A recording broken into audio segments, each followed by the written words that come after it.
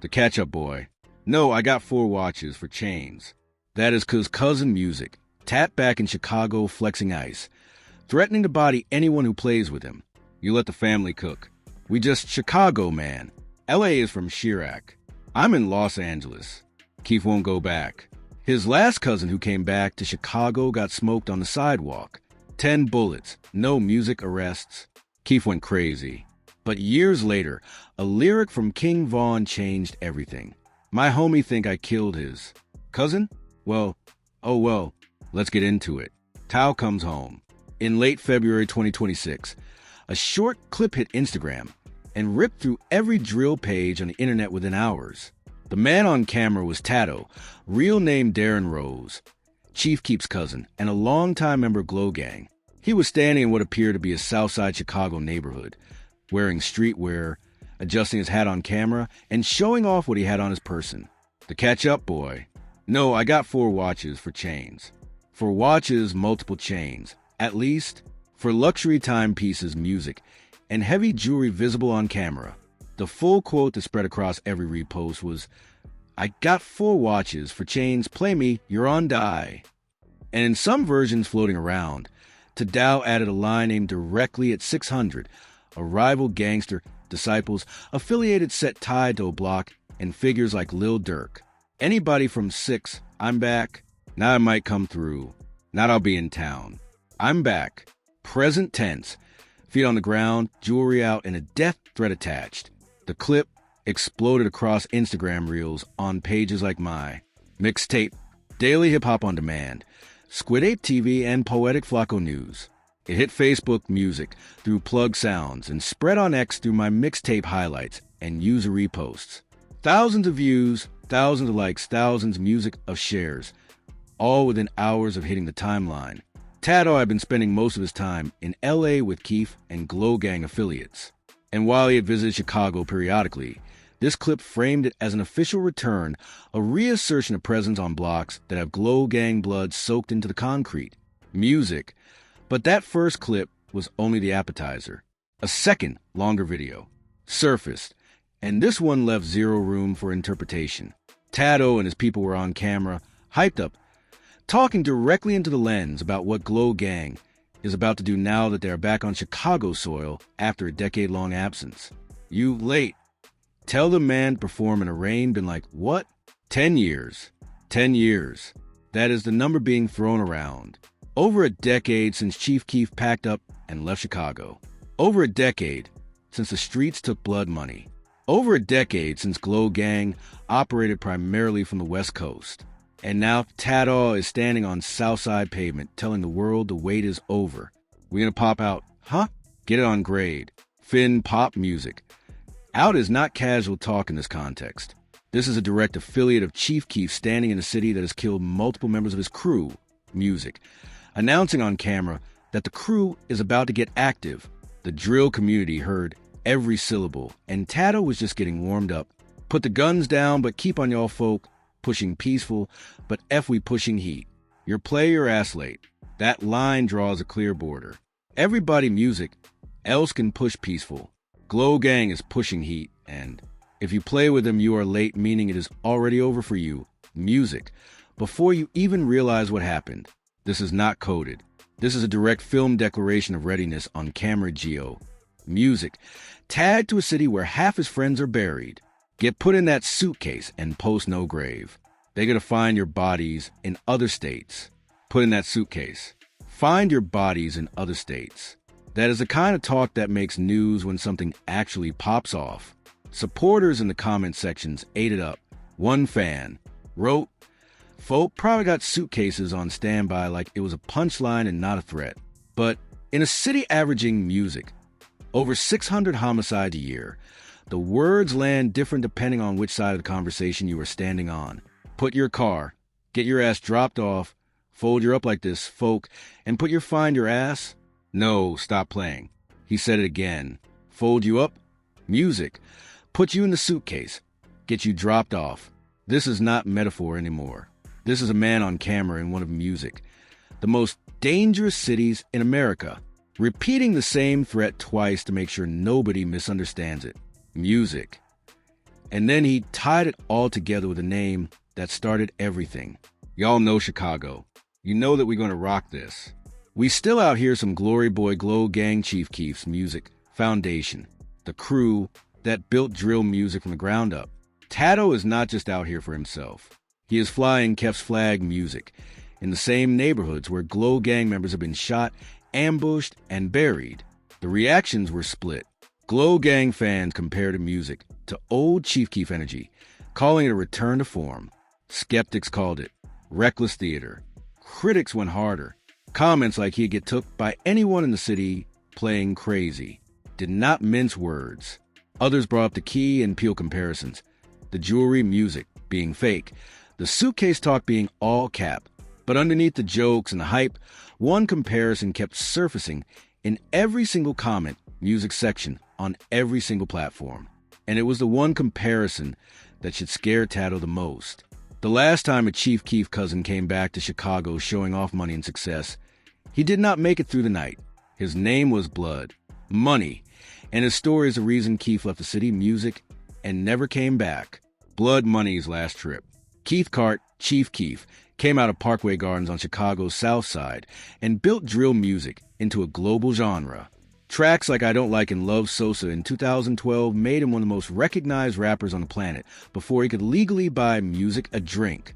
He founded Glow Gang, originally called Glory Boys Entertainment, and stacked it with blood relatives, day ones, and affiliates music tied to Black Disciples factions in the old block area. By 2013, Key had started pulling out of Chicago. The city was eating people alive around him. He relocated to Los Angeles, and for music, a window. It looked like the whole crew might follow him out. One of those people was his second cousin, Mario Hess. Mario Hess went by Blood Money. Music, some called him Big Glow. Born February 13th, 1984. He was 10 years older than Key and operated as the elder statesman inside the label. Where Key music was the face, Hess was a foundation. A father of 5 with felony convictions for narcotics and weapons on his record, who was turning his entire life around through music.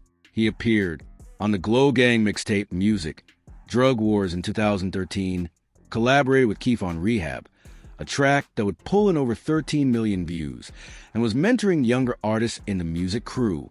The industry was starting to pay attention. In early 2014, he signed a deal with Interscope Records, the same label Keef was on, and received a $50,000 advance. For a man from West Englewood with his history, that was a life-altering bag. His manager, music, Ronaldo Ruben Hess, a first cousin, was planning to relocate him out of Chicago permanently. Get the deal, take the money, get out. Hess had been in L.A. with Keef working on new records. Everything was aligned. But then Mario, he's did what a lot of people from the hood do when they catch a check. He went music, home. He came back to Chicago to celebrate the birthdays of 2 cousins and share his come up with the people who watched him music grow. He was visiting family on the blocks where he spent his whole life. Relatives later told reporters that he seemed on edge before the shooting, like he could sense something in the air. His manager had been telling him to leave, to not music go back, to stay in L.A., but Hess went anyway. The thing about making out of a place like Englewood is that your success does not make you invisible. It paints a target on your back. Hess was posting on Instagram showing off the deal, showing the money was real. In a neighborhood where people barely eat, that kind of visibility does not go unnoticed. One neighbor told the media afterward that Hess wasn't too good for the hood despite his deal.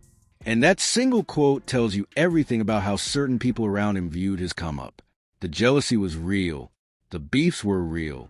Music. The clock started the second he touched down. On the night of April 9th, 2014, around 9:45 p.m., Mario Hess was standing outside a family home near 56th and Elizabeth Streets in West Englewood. Music. He was out there celebrating with relatives just existing, and then it went sideways. Possibly 2 gunmen approached and opened fire with semi-automatic weapons, releasing a storm of bullets into the night. They discharged over 24 rounds. The whole thing lasted seconds. Hess was struck up to 10 music times, primarily in the chest and torso, and dropped on the sidewalk. A 28-year-old relative music, believed to be his cousin, Darnell Patton, was also hit in the abdomen, but survived after emergency surgery. Music. When police arrived, the scene was chaos. Investigators had to use index cards to mark the shell casings because there were too many for standard markers. More than 24 scattered across the concrete. No weapons were recovered. Witnesses were scarce because that is how West Englewood operates.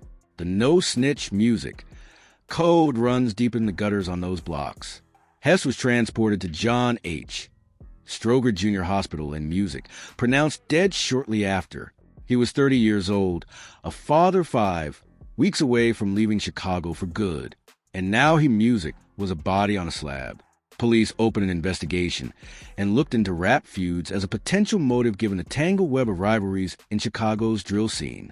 Glow Gang had beefs with Gangsta Disciples factions like STLZBT. There were stories that Hess had been involved in an incident where he shot an O-Block member called C Murder during a robbery tied to his home. That type of thing does not get forgotten on the South Side. Debts get collected. Other theories pointed to straight jealousy. A block kid who got a bag and came home to wave it around. Either way, no arrests were ever made. The case remains cold. After Hess died, rival rappers Music wasted no time dissing him in tracks. FBG Wooey referenced him in his Computer's remix, mocking a dead man for streams. That is the culture. You live, music you die, and then your name becomes a bar in somebody else's song. And Mario Hess Blood, Music Money. Big Glow, the man who was supposed to make it out became another number, another funeral. Music. Another reason Chief Keef wanted nothing to do with Chicago. Now rewind that tape and compare it to what Tadaw just did in February 2026. Music.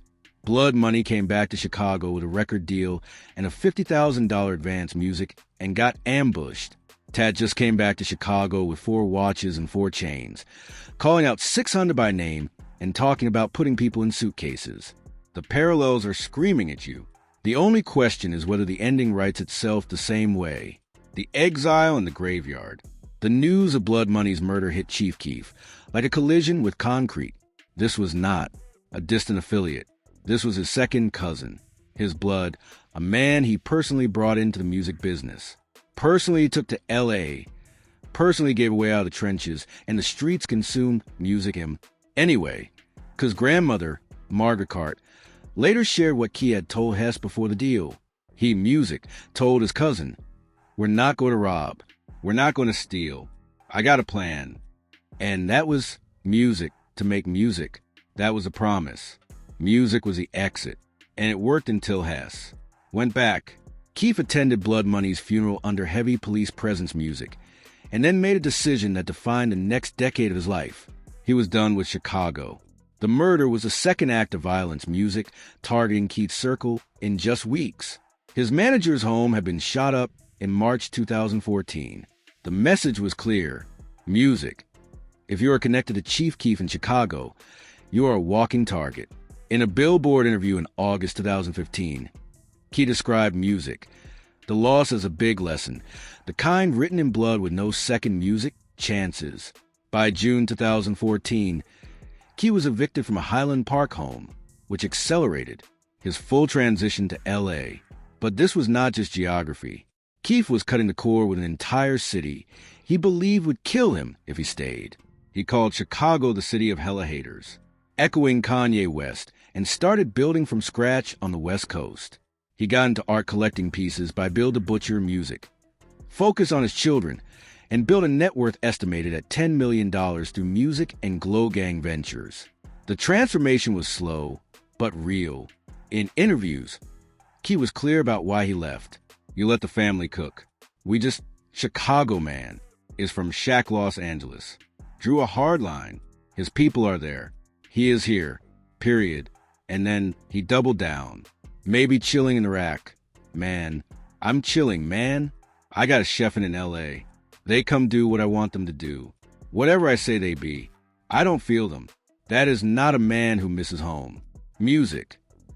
That is a man who built something better elsewhere and has no reason to look back. In separate music clips, Keef explained how leaving literally saved his life, talking about how the streets and everything that came with them hit him in Chicago, Moving to LA forced him to grow. He said he was young and in the streetlight when it paid him, and that it took leaving to actually develop into someone who could hold a conversation, think about the future, and show up to an interview without giving one-word answers.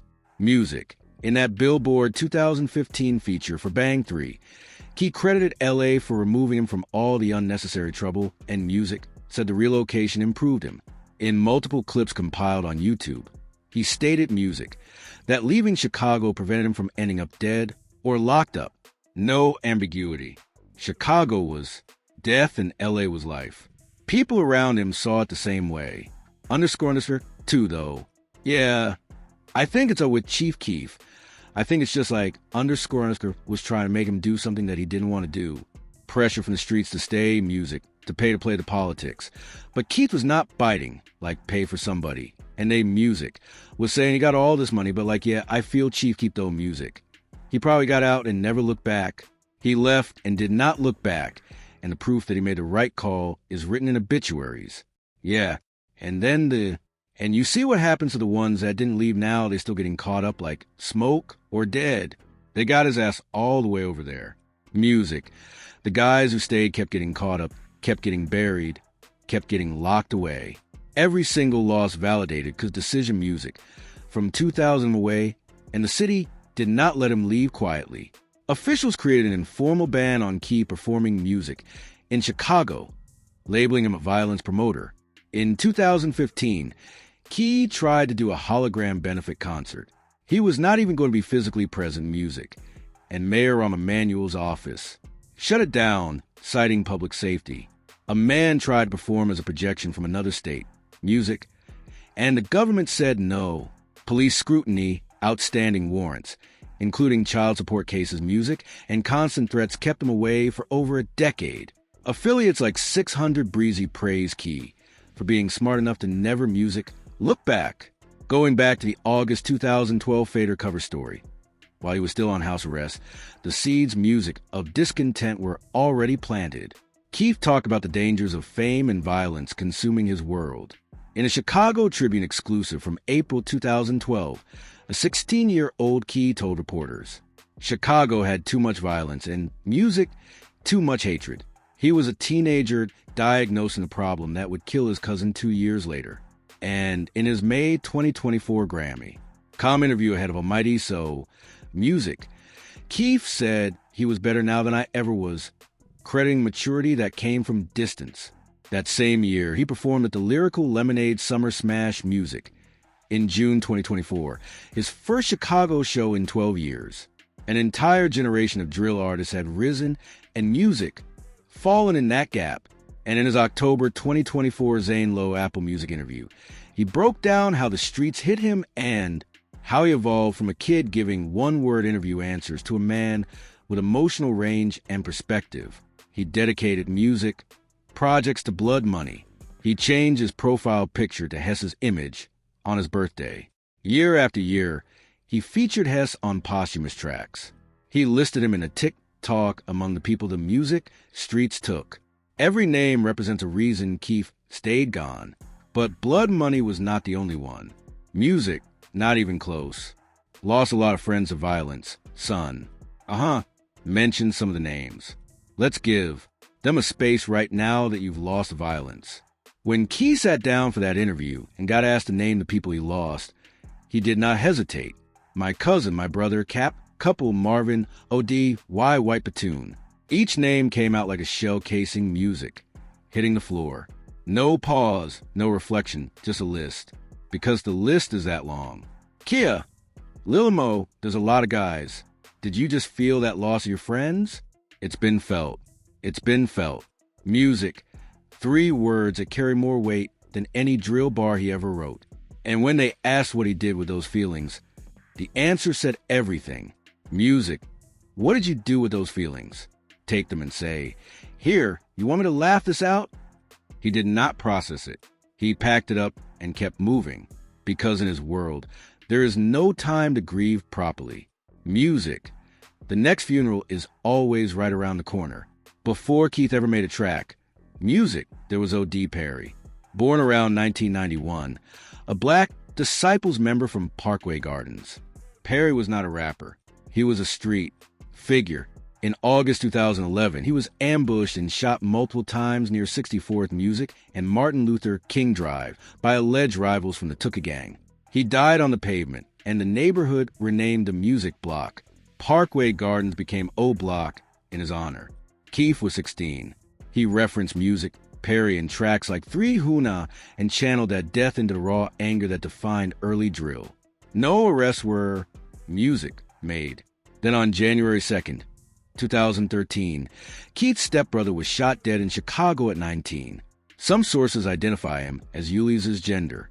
Keef was on probation for a 2011 weapons charge and could not attend the funeral.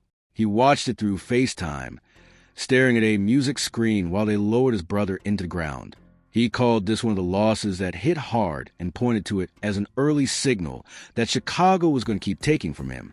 After Blood Money in April 2014, the next hit came on July 11, 2015. Marvin Carr, known as Capo, shot in Music, killed in a drive-by on Chicago's South Side.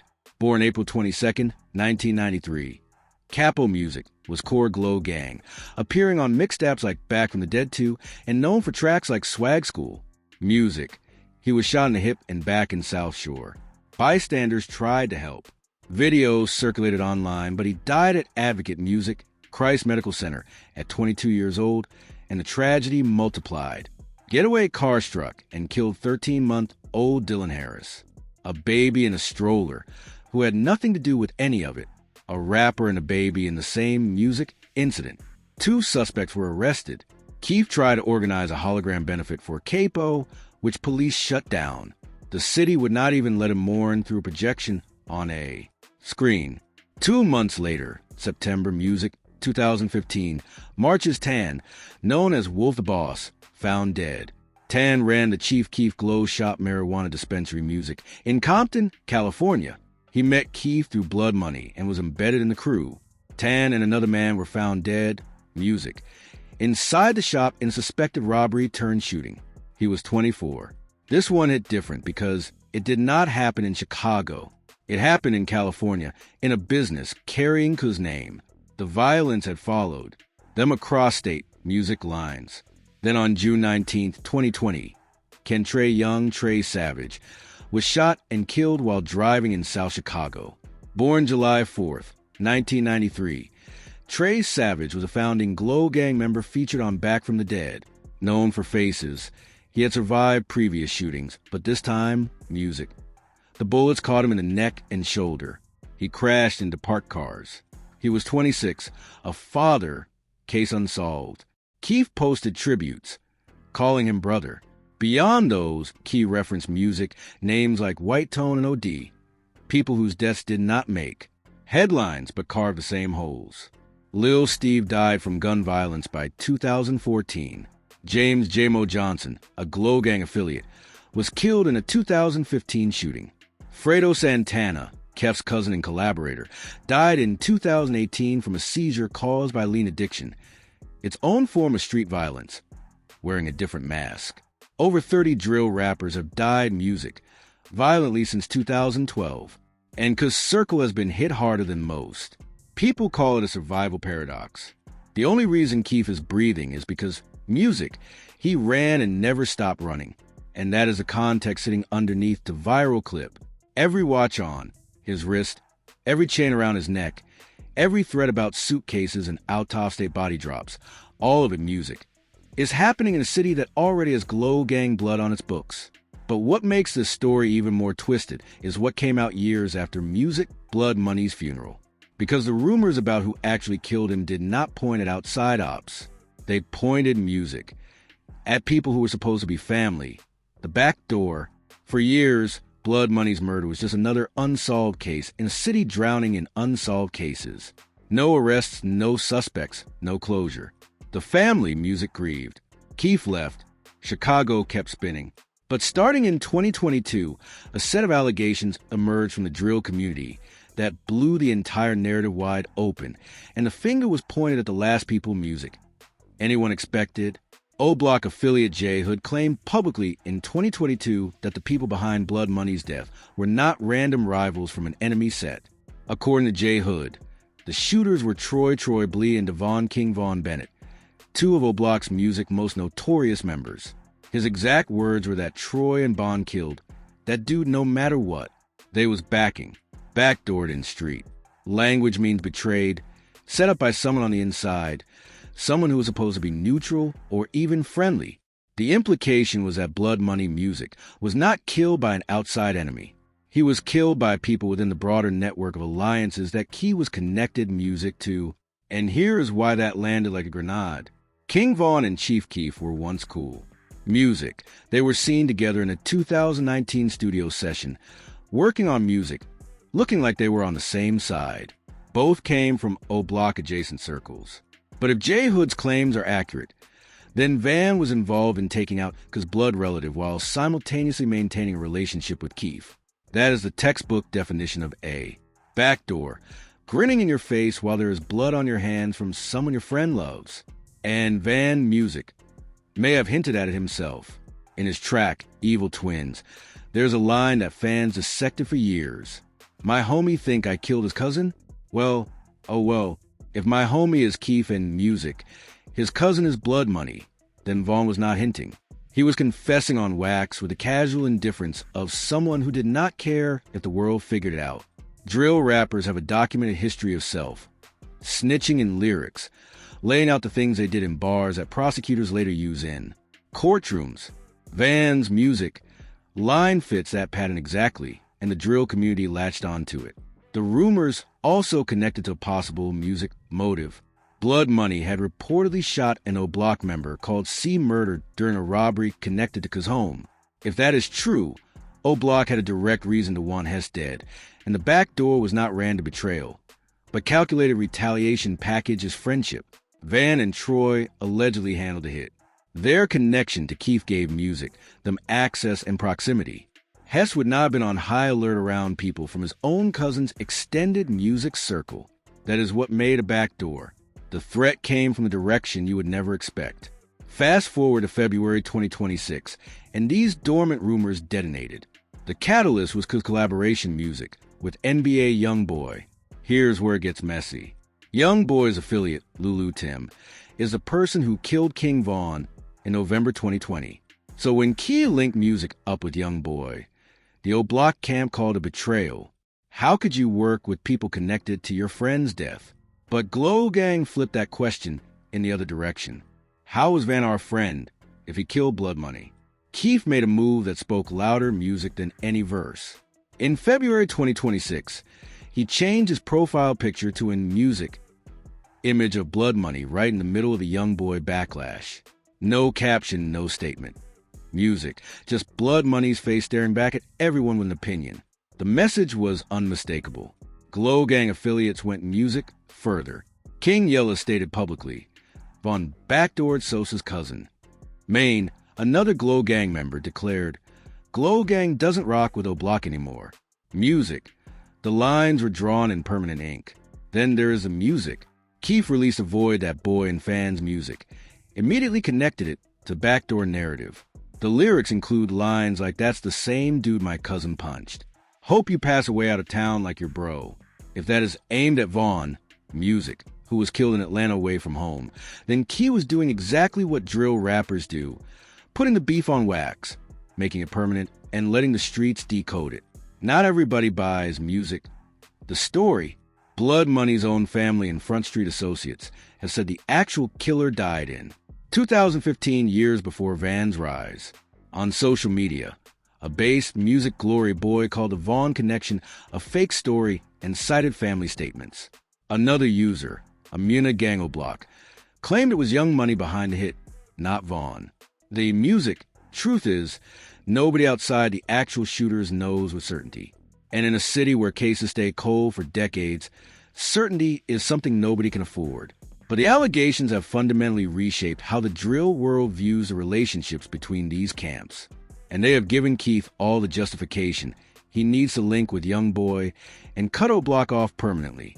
And that Music brings us full circle to Tadaw standing on those blocks in February 2026. He is not just flexing jewelry. He is not just talking reckless for the camera. He is representing Glow Gang in a city that has taken O.D. Perry, Keith's stepbrother, Blood Money, Capo, Wolf D. Boss, Trey Savage, and a list of names too long to finish. He is standing on blocks where the people accused of killing his own cousin use roam. Music. He is calling out 600 by name, talking about suitcases and out-of-state body drops, telling everyone with an earshot that the crew Chicago thought was gone is back and pushing heat. In 2014, Blood Money came home to celebrate and caught 10 bullets on the sidewalk. In 2026, TTO comes home. Music. Flexing 4 watches and telling the entire South Side he is ready to fold up anything that moves and ship it across state lines. The faces' music change, the jewelry changes, the exact address changes, but the formula stays the same. Glow Gang member leaves Chicago. Glow Gang music member comes back. Glow Gang member makes noise on blocks that already have Glow Gang blood in the soil. Chief Keef figured music that equation out 12 years ago, which is why he is in Los Angeles with chefs, cooking for him while his cousin plays Russian roulette with music an entire city. And as of right now, with the backdoor allegations still unresolved, the O'Block music beef burning hotter than it has been in years, and Tada back on the blocks that took Blood Money, the only question left is whether Glow Gang has learned anything at all, or Chicago is about to take another.